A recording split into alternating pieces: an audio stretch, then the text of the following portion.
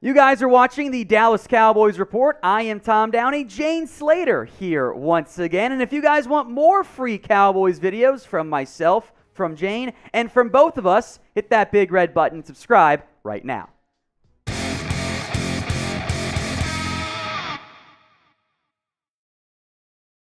going to go to the offensive line here, then we'll come back to Kellen Moore because I want to focus on the O-line first. What are you going to do here? Because this has been hyped for years now as the best offensive line in the NFL. I think it's gone the wrong direction, and age, of course, a part of that too. I think it starts in the middle at center. When you lost Travis Frederick, when you really started to see this group devolve. We were not used to seeing Tyron Smith deal with injuries except for the last couple of seasons because he had been so resilient. You forget how young he was when he came here. I think he was 20, 21. He was 20. When he joined the team. Legally. So he'd been here forever. Now he's, in his ninth year, 10th year in the game. And so you've got questions. There's Connor Williams.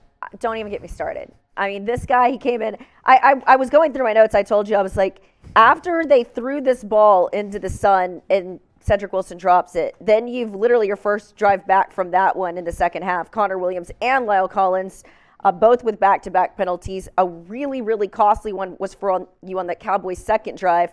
2 incomplete passes before Connor Williams' 10-yard penalty hold, and then, of course, Cedric Wilson fumbled. That negated the CeeDee Lamb, huge pickup. Yep. It went from 3rd and 7 or whatever to, well, now it's 3rd and 20, and you're done. It was rough, and so I think they're going to have to make a move there. I don't know what to make of Lyle Collins since he's come back from the injury and then the suspension. Collins.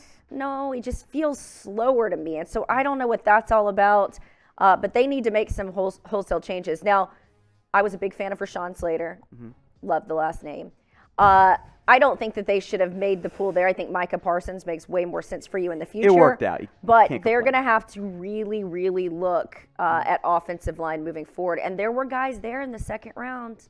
They didn't go there. So I don't know. That's big for me. But I also think Mark Colombo did a really good job with this offensive line when he was here. Now, his personality didn't mesh very well with Joe Judge's in New York.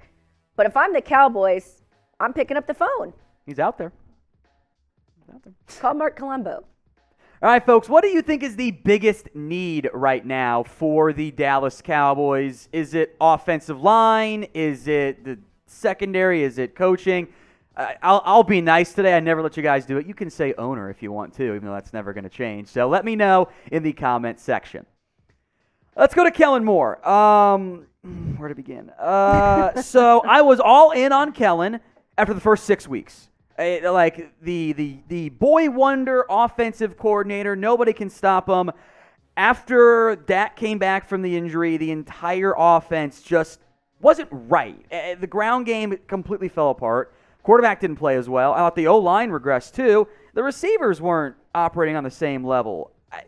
I'm still confused as to how, with boy wonder, with a former veteran NFL coach in Joe Philbin, with former play callers in Mike McCarthy, Doug Nussmeier, Ben McAdoo, how come the offense couldn't figure this out? I know, it's like how many you got a lot to screw in a light bulb, yeah. Right? Yeah, it's fascinating, and you don't know if Dak was checking out the line of scrimmage a lot.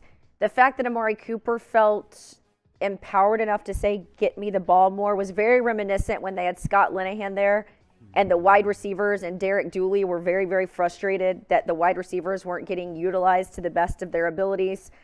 They kept talking about, if we could just get the 2 tight ends back, we can have 12 personnel and how that's going to open up things for us. And they didn't run it that much. Nope. And then you've got Tony Pollard that you curiously aren't using, even though you know that he gives you a certain burst. Ezekiel Elliott's contract sort of prohibits them from moving on from him. But again, I don't think the offensive line did them any favors.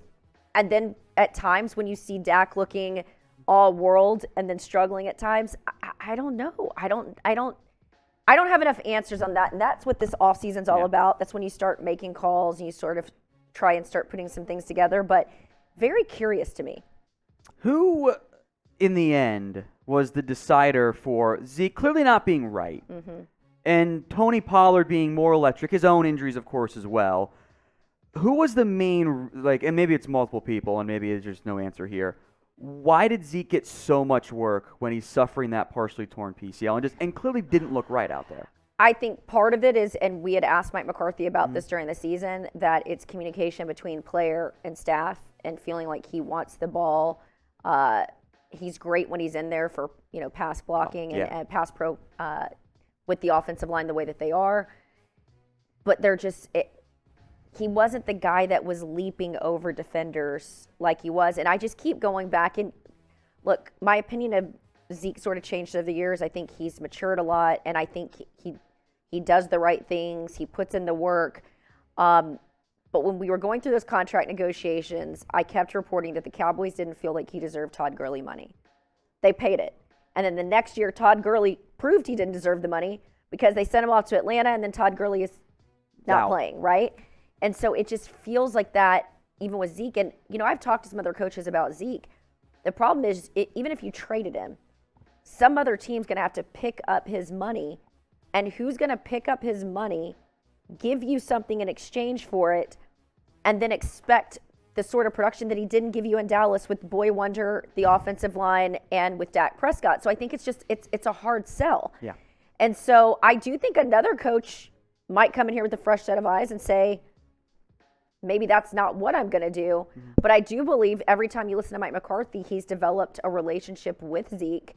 And I think maybe some of that came into play. All right. Interesting there. So maybe we'll see more Tony Pollard next year. I believe it's a contract year for him next year as well. And the crazy thing is I think that they kept feeding Zeke the ball because they kept saying that if you feed the ball to Zeke, he gets going. In other words, you've got to feed him. Mm-hmm. And that's when he performs better. And so maybe that was the line of thinking with him. Okay. I was also told they're better when they've got both of them on the field by multiple people. So there was a method to the madness. It just didn't work. I threw this in late, and I kind of forgot to tell you that we threw it in. So if you don't know, we'll just cut it later. Hey. Amari Cooper. And I know Bobby Belt had mentioned that he thinks maybe he's not going to be there. The contract is set up where it's decision time. Yeah. Either restructure it, bring his cap hit down, or move on from him. Any thoughts on what they might do? It's tough because I feel like Cooper's really come up for you in the clutch a couple times. I mean, look agree. at the Minnesota game. Look at this game. He gave you a fighting chance. He was he was the first guy to score, wasn't he? The offense is better when Amari Cooper is heavily involved, I think. And he's one of the smarter guys on your team. I think he's good for the wide receiver room. I don't know what they're going to do with Michael Gallup. I don't know what they do with Cedric Wilson and Malik Turner. Those guys are, if in their infinite wisdom, they feel like they can develop those guys, and you feel good about CD. But do you trust CD in the big games right now after what we just saw? I think CD is a hell of a player. I don't know. That one's going to be a very difficult decision to make. But this goes to the Cowboys every year. You've got a lot of free agents you're going to have to make decisions on this offseason. And so I don't know what you make there. I do find that he can sometimes be a thorn in their side because he's so honest. And then there was the COVID thing this year. And I don't know. I think it's going to be uncertain. I do think that the offense is better when they've got Amari Cooper, but at what cost? Agreed. All right, what would you guys do with Amari Cooper? Type in S for you want him to stay, T for trade him, C for cut him. Sound off for me in the comments. And Jane, thank you once again for stopping by. Man, I need to stop caffeinating before I come on some of these shows. I just felt like I just commanded the show there, so I apologize. It's all good. Again, thanks, Jane, for coming on. And you'll see Jane plenty here on the Cowboys Report.